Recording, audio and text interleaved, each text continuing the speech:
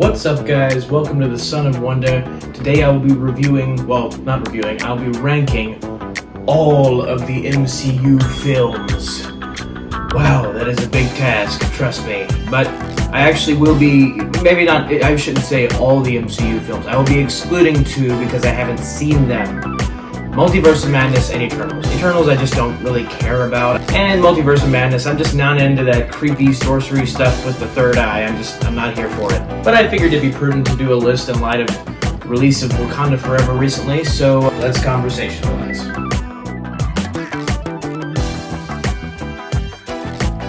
Coming in at number 28 is Captain Marvel. Yes, I regard Captain Marvel as the worst of the MCU films, mainly because I don't find anything enjoyable about this movie, hardly. Maybe some chase scenes, maybe some banter here and there. All Marvel movies have some good fight scenes and chase scenes and banter, or at least most of them do. So it's hard to, count those positives as something to elevate the movie above any others that I know I enjoy more. Added to that, the character of Captain Marvel just isn't likable. Really at all, and she doesn't have a compelling story. It's tough when you have a character that you know is just like infinitely more powerful than everybody else and is just going to blow everyone else out of the water. Like when her character arc is embracing the power that she has inside of her when she's already like really powerful and already beats everybody. That's not compelling. That's just like, okay, she's really powerful, whatever. And this movie just didn't do a good job of setting her up as a character you're supposed to root for, so not a fan of this movie. Number 27, Guardians of the Galaxy Volume 2. This one is sad because I don't know if the apple could have fallen farther from the tree. The first Guardians of the Galaxy movie is really awesome. I really dig it. But the second one is not awesome, and I don't really dig it at all. The plot doesn't intrigue me. It doesn't have as grand of a scale as the first movie did, so it feels small and isolated, and even though, the characters are still enjoyable to a certain extent, some of the lines they give them is just kind of more inappropriate than they are funny, and they make you feel more uncomfortable than they do make you laugh. And Ego is the main bad guy. Like, I'm familiar with him from, like, the cartoons, and he is definitely an intimidating villain.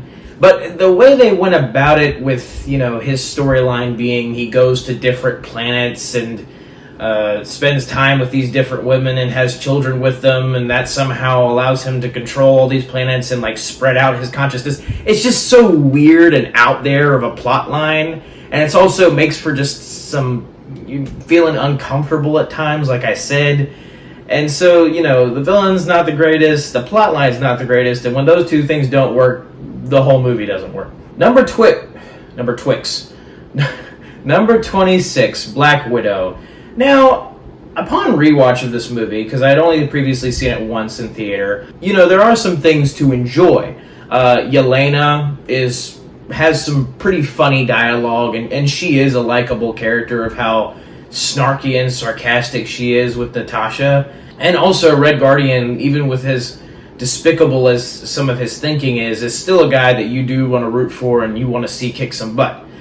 But at the same time, they don't really allow him to kick a whole lot of butt in the movie, if hardly any. And the movie starts out with giving Natasha this crazy backstory and the horrible things that happened and the things that the evil guy Dreykov was forcing these poor little girls to do. All of that stuff is terrible, and all of that stuff I think is well written and makes sense for Natasha's character. But everything else that happens in the movie, like, you want it to be a spy movie. You want to feel the espionage of it. And you really don't. Like, as soon as, she meets Yelena and they have the fight with the widows, it kind of just becomes more of just a Marvel movie. There's not really any distinction of this movie as in terms of a spy movie. Along with that, the choice of making the comic book villain Taskmaster, who in the comic books is a dude named Anthony Masters, and he's a strategist and a mastermind, and he can also copy other people's moves, superheroes' moves. He's awesome. But in this movie, they just turn him into a mindless minion, meat drone. And it's just the one of the worst examples of the MCU wasting certain characters' potential.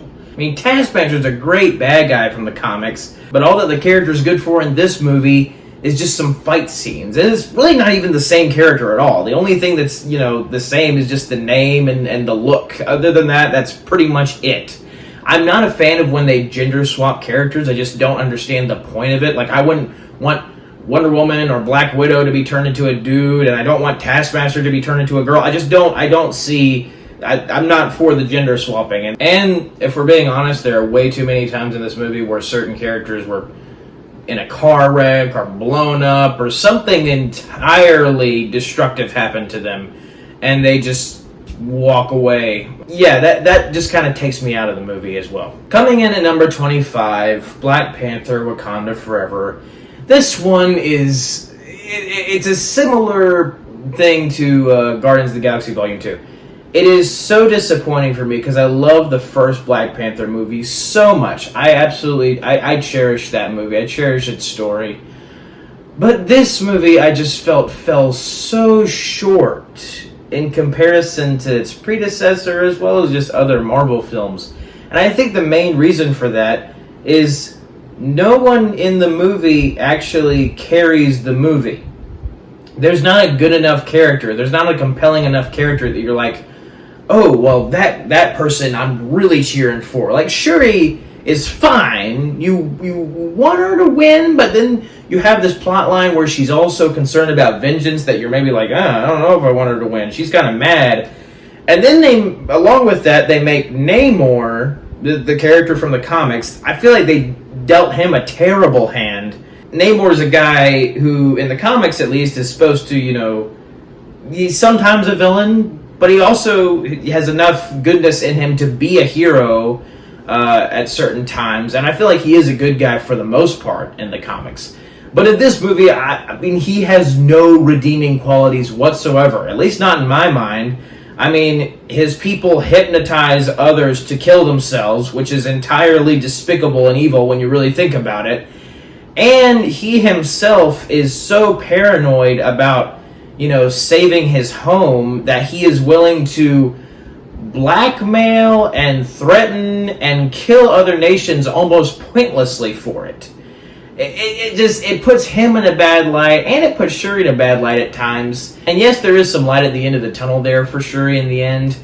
But at the end of the day, it's not a movie that I enjoyed very much because I had nobody to root for. But as far as the death of T'Challa, like how main and important of a character he was in the previous movies, they treat him, I feel like his death in this movie is kind of more of like the death of a side character. Like his death is right about the same, they treat his death the same as Queen Ramonda. And even though Queen Ramonda is a great character, she's still not nearly as important as the character of T'Challa was. Coming in at number 24, Thor: The Dark World. Now, this movie, I think we are officially coming into the range of MCU movies that I genuinely have enjoyment for. Like, I can say, hey, I like that. And Thor: The Dark World, honestly, I don't really have any specific problems with. Like, it doesn't, like, I watch it, and I like it. I like it a good bit when after the movie is over, I'm like, hey, I liked that scene was good, that banter was nice. But I think the main reason that it's lower on the list is just because all of the stuff is fine and good, but kind of what I mentioned about Captain Marvel, there's so many other MCU movies that have that same stuff, but do it even better, like way better. And this movie is very middle of the road. And there's not a lot about it that stands out or pops, or you're like, hey, you remember that scene and this or that? Like, I do think the fight scene between Malekith and Thor at the end of this movie is cool when they're like hopping from realm to realm because of the convergence. But, also Malekith, I mean, he does his job as a villain, but he's a lot better in the cartoons. In fact, he's only in one episode in the cartoon called Avengers Earth's Mightiest Heroes, which I highly recommend. It's an awesome cartoon. But he's only in one episode of that series, but yet I think his character's done way better in just one episode. Like one 22-minute episode. Like, he's a lot more intriguing and maniacal and evil. Whereas in this one, like, he definitely has some backstory, and he has a motivation, like he wants vengeance for the destruction of his home world. But other than that, you don't really see all of that motivation and backstory come out through the character throughout the movie. Coming in at number 23, Iron Man 3. This movie is angering for me. And it's angering me because there's a lot to like in this movie. There really is. Robert Downey Jr., as always, his charisma carries the movie. Every scene that he's in, you always want to pay attention to, and you always want to laugh at, and you always want to root for him. And I love the plot line and the idea of him having PTSD after the events of the first Avengers movie. Him coming to terms with the fact that there are aliens out in the world. They can't even comprehend that. I was the Earth-based guy. I created a metal suit of armor to fight terrorists. I had no idea that there were any supernatural or extraterrestrial anythings in the universe. So I really like that plot line. I think that was a great idea. Another great idea that I think was a phenomenal idea was getting Ben Kingsley as the Mandarin. Because for the first half of this movie, Ben Kingsley nails it. I mean, he is one of the best MCU villains for the first half. You are so intrigued, yikes, he is terrifying in his own specific way. And it's just, Ben Kingsley, his acting as the Mandarin, as this maniacal bad guy who you love to hate. It's so good. And they take this beautiful vision that you've had for half the movie, and they pull their pants down and literally take a dump on it and then flush it down the toilet. My heart is ripped out. I remember at first when I saw it in the theater, I thought it was funny. I thought the twist was funny. And then over time, it's just resonated more and more with me that no, I don't like the twist. I don't like the twist at all. That was a horrible idea. Why did you do that? You took this great villain and this great choice of actor, that's something that was working perfectly for you, and then you ruined it. You ruined everything. And instead of using Ben Kingsley, going with the thing you've been going with, continuing forward with the best idea, logically, which is what you should do, you instead choose to replace him with his henchman. That's one of the worst things you can do. Replace your super intriguing and compelling bad guy with his henchman who's not nearly as intriguing or compelling. Aldrich Killian's whole motivation in the movie is he's willing to torture Tony Stark's girlfriend. He's willing to blow up his house. He's willing to ruin Tony Stark's entire life because he stood him up on the roof of a hotel 13 years before then. Knowing full well Tony's reputation and knowing that Tony was kind of a jerk. Or at least he should have. And yes, I get that Aldrich Killian always had mental issues, that was clear. But to go to the extent that he did to get revenge on Tony just for not meeting him at an appointed time on the top of a building? No, I don't buy it. That will always hurt this movie for me. I love the 1,000 armors, come to the rescue scene at the end. I think that's awesome, but all the villain stuff in the end just doesn't work. And I don't even like the extremist plotline. I think it's unnecessary. I think if you just focused on Ben Kingsley as the Mandarin, it would have been great. Number 22, Shang-Chi and the Legend of the Ten Rings. Like I said with Iron Man 3, there's a lot to like in this movie. And it's funny that those two movies ended up being together on the list because they do have the connection of both being the Mandarin movies, or they tie into each other because of the Ten Rings and that whole idea. But this movie actually does the Mandarin right. I will say it is kind of unfortunate because the one time they actually did the Mandarin right, he's not actually calling himself the Mandarin. I really wish the villains would just call themselves by their villain name. But he's giving this really interesting backstory. Former warlord who's conquered everything and ended up finding love and children and had children. and, you know, felt that he could be redeemed and was in the process of redeeming himself when all that was taken away when his wife was killed. And I think that's a very interesting backstory. I kind of wish they would have revealed all of it at the beginning. I feel like there are certain moments where a scene would be more compelling if you were understanding everything that had happened beforehand. Two other big problems I have with the movie. Problem one, I love it. I love the aesthetic of the movie when it's a kung fu movie. Like, I love the kung fu Chinese vibe. I think all of that really does work. Like, when they go to Ta Lo, or Tao, forgive me if I'm butchering the name. When they go to that village, I love, like, the different creatures are cool, and the place just really looks nice, and it feels like this superhero, ethereal kung fu world. Like, so that really does work. What doesn't work is, like, the moments where they start out with the rich backstory of Wenwu / Mandarin, and then they immediately cut to Shang-Chi and Katie in America, and they're having all these jokes, and then they end up going to Tokyo and in this fight club. It's like that those parts of the movie, just the vibe of them doesn't fit well and doesn't mesh well with the rest of the movie at all. Like, I really wish they would have just stuck on the tone of kung fu, like Chinese kung fu fighting, rich backstory stuff. Continue that, but then you have this segue in the first act where, yes, I get that they're trying to set up the characters, but I wish they would have found a better way to do it. Like, I don't find Katie that good of a side character. And the main thing I think I have trouble with is Wenwu's death, Wenwu's ending. For such a good character and a well-written character, his ending is terrible. Like, the soul-sucking demon thing didn't work. I really wish they would have just ended it with Shang-Chi versus his father. That's the climax of the movie. And the fight scenes between them are great. But you also have this Godzilla fight at the end of the movie that keeps going. And you're like, wait, what? But I thought the conflict was with Wenwu, and it's like, wait, what are we doing? Like, I'm fine with Wenwu being tempted to go save his wife, because he just wants his wife back. He's a man who wants his wife back, because that's a compelling story. But using soul-sucking demons to get there, and as the device to tempt him, like, we're sacrificing this really compelling villain for this giant, not compelling at all, you know, whatever monster that just wants to suck people's souls.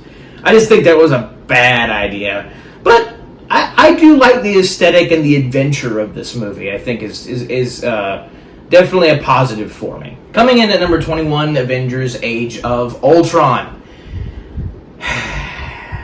I like this movie. I like it. I don't love it. I really enjoy James Spader as Ultron. I think that was perfect casting choice. He's incredibly creepy, but in this movie they just can't. I feel like they give him a few many jokes and stuff. Like, I understand they're trying to make him more like Iron Man, but still, I don't think it plays well for Ultron. But overall, I like James Spader's performance. What I don't like is the setup of Ultron at all. Like, the first 15 minutes of this movie is phenomenal. Them infiltrating the Hydra base, them discovering Wanda and Pietro, their banter, it's phenomenal. And then you get to, like, they go back to Avengers Tower, and all of a sudden, Bruce mentioned, like, Tony's figuring out the Mind Stone, and then Ultron is mentioned out of nowhere, with absolutely no previous setup in the previous Marvel movies. None. It's just Bruce mentions, well, I thought Ultron was a fantasy. Like Tony's like, hey, we could create Ultron. But as far as this universe is concerned, there has been no even hint to Ultron. And I just feel like, you know, them making him, like them mentioning him as if they've already talked about him. Like, I would have loved to have heard the very first conversation about this, but clearly this isn't. And then him immediately creating him, and then him immediately realizing, oh, the world is evil, I gotta destroy the Avengers. Like, there's no time of Ultron learning that, like him not, like, being a good guy first, like a force for good. He just immediately is like, oh man, humanity really stinks. And the Avengers are a part of that, so I just should destroy them all. Like, he does that on a dime. So it's like, there's no backstory for Ultron because he's just there. Which I feel it was a missed opportunity because in Iron Man 3, instead of doing Extremis and Aldrich Killian and all that mess, you could have set up Ultron in Iron Man 3. Because Bruce Banner even has a post-credit scene with Iron Man in that movie. So they literally could have gotten Mark Ruffalo to have like some other scenes in the movie where they're talking like, hey, because of Tony's PTSD, he could be like, man, these aliens are a really big problem. I think we need some kind of artificial intelligence that's even more powerful than Jarvis that can, figure out how to beat these guys and be a great defense for the world, and him discuss that with Bruce. You set that up in that movie, and have Age of Ultron be the culmination of all of that. But instead they just decide to introduce that in this movie, and then on top of that decide to introduce Wanda, Pietro, set up Civil War, set up Wakanda, set up Ulysses Claw. It's like there's 15 other plot lines that are going on, and you really just want to focus on one, or maybe two. But I don't think they did a good job of juggling all the plot lines in one movie. So it makes for too fast of a pace, I think. We're like moving right along with these different lanes. It's like, wait, what happened with that? Like, oh wait, now we're here. Like, oh wait, that guy's dead. Like, what are we doing? So it's very jarring. It's a jarring movie. It's still an entertaining movie. It still has your awesome Avengers characters that you love and want to see do cool things and have fun arguments with each other. But at the end of the day, it's way less focused than the other better Marvel movies. Coming in at number 20, Thor Ragnarok. Now, a lot of you guys, if you made an MCU film ranking list, you would probably rank this movie way higher on your list. Reason it's low for me is because I have never been a fan. It's actually a very similar problem I have with Age of Ultron. I have never been a fan of the setup of Hela in this movie. Likewise, certain other plot lines that I just kind of go, what? It's like, why did you choose to do that? Thor and Loki get to Odin, and then Odin immediately gives the exposition dump right before he dies of, oh, by the way, you have a sister who's actually my firstborn. You were never actually my firstborn, Thor. Hela is. And she's like really evil, and after I'm dead, you're kind of going to have to stop her because she's going to want to like conquer the 9 realms and ravage them and take over Asgard in evil tyranny. Could have mentioned that a little bit sooner, Odin.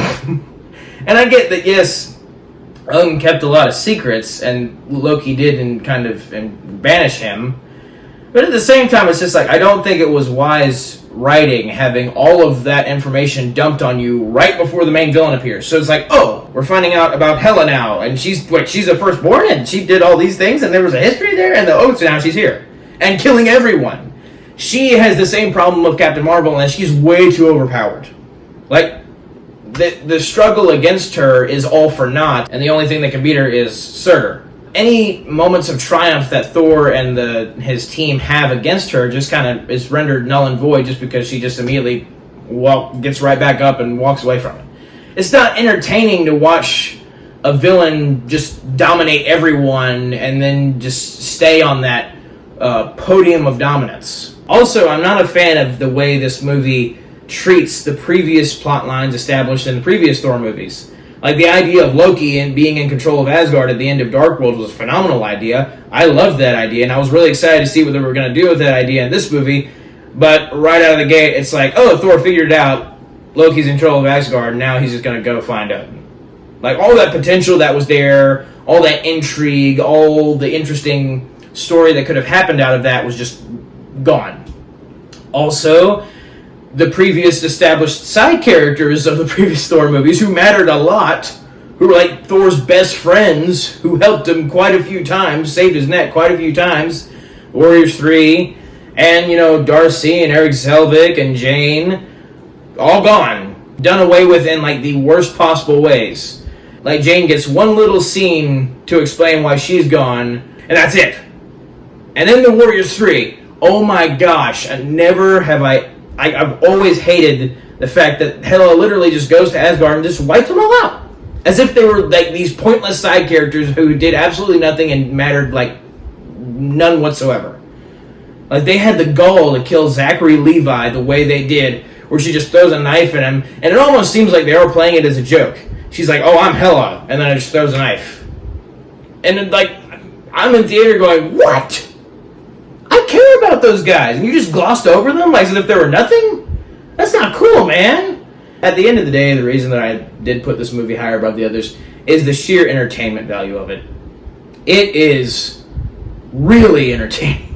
It is really funny, and I think that's also kind of another problem is that it's over funny. They cut the tension too much with their humor. Like, the scenes that could be more compelling and have more depth to them are just, again, shut down by yet another joke.